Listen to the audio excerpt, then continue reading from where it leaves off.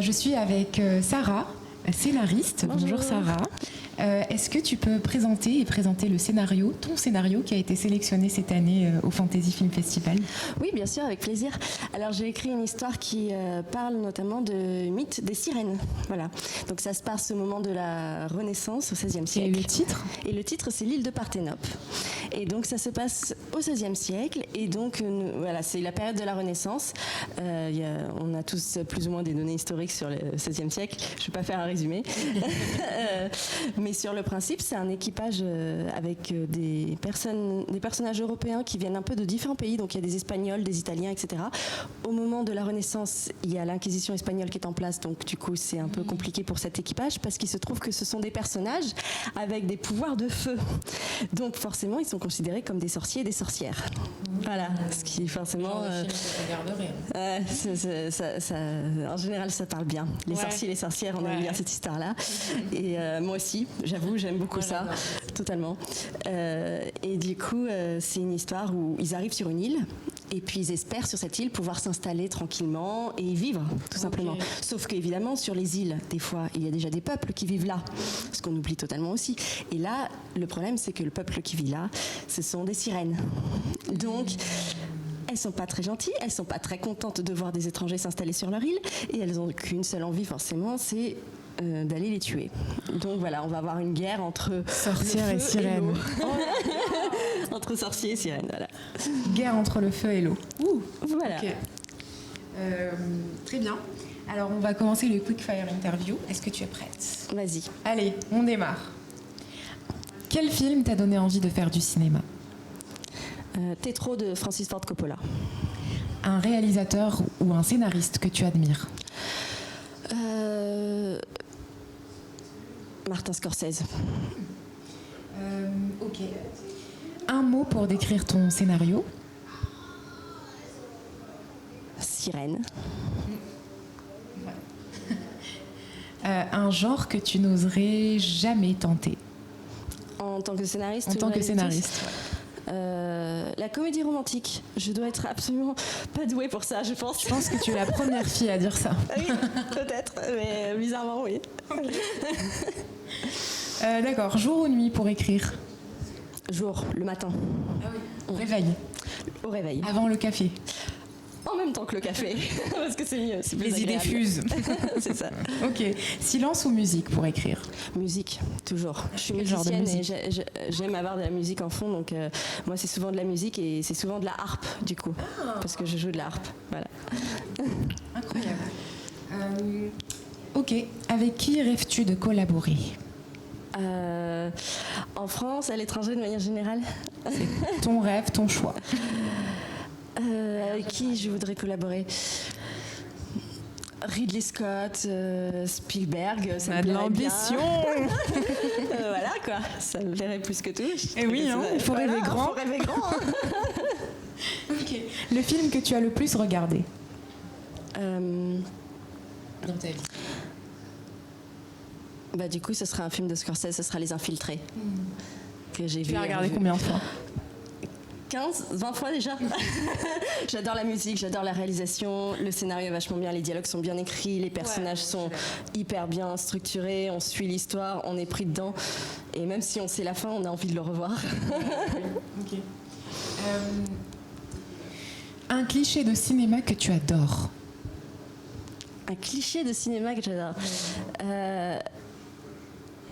Genre, tu sais, le méchant ne meurt jamais, il reste en vie jusqu'à la fin. Ouais, je veux. Comme ça.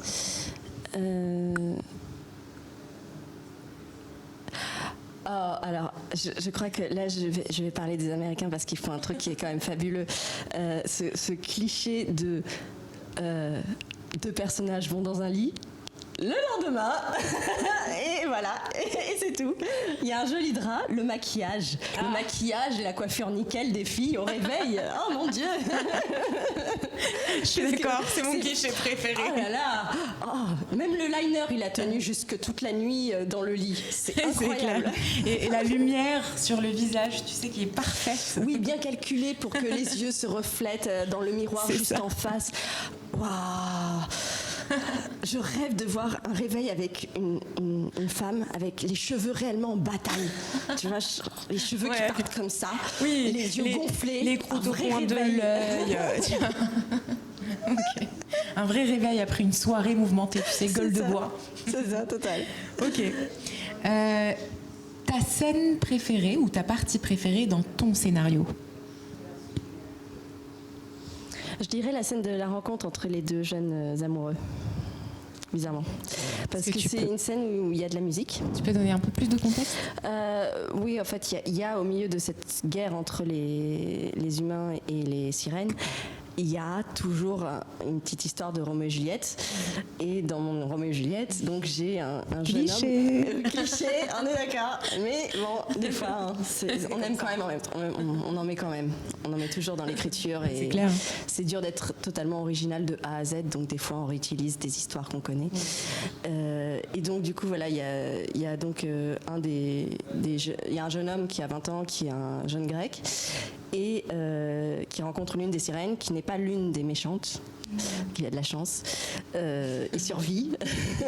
mais du coup, voilà, il y a une petite histoire qui se fait entre eux, et quand ils se rencontrent, ils sont au milieu d'une clairière dans la forêt. Et elle est en train de chanter alors qu'elle est en train de prendre des plantes, parce que du coup les sirènes sont les connaisseuses des plantes et savent à la fois guérir ou ensorceler avec les plantes. Donc voilà.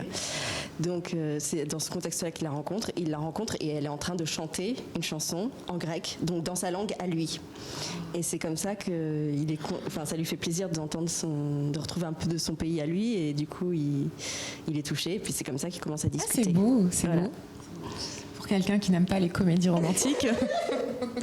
Alors, ça c'est juste 2 répliques, donc ça va. Ok. S'il faut pas écrire un film entier, tu vois. Ton scénario en un emoji. Je mettrais la flamme. La flamme qui brûle, tu sais. Ah, et pas l'eau. Ah non, là je prendrais plutôt le parti des sorcières. Des sorciers, des sorcières, et je mettrais plutôt la flamme. Ok. Si le cinéma devait disparaître et que tu avais ton dernier scénario à écrire, qu'est-ce que tu écrirais comme scénario? Peut-être un scénario inspiré de la Ravage de Barjavel. Ravage, c'est un livre de Barjavel où il y a toute une explosion informatique qui met fin à toute la société moderne. Donc, si c'est censé être mon dernier scénario et avant la fin du monde, quelque chose dans cet esprit-là, ou dans l'esprit des Asimov avec les robots, tout ça, ça peut-être, voilà. Okay. Quelque chose dans cet esprit-là, peut-être très science-fiction. Je crois que pour une fois, j'écrirais plus science-fiction que fantastique. Parce que pour toi, le cinéma ne disparaîtra jamais, donc c'est de la science-fiction. Voilà. Exactement.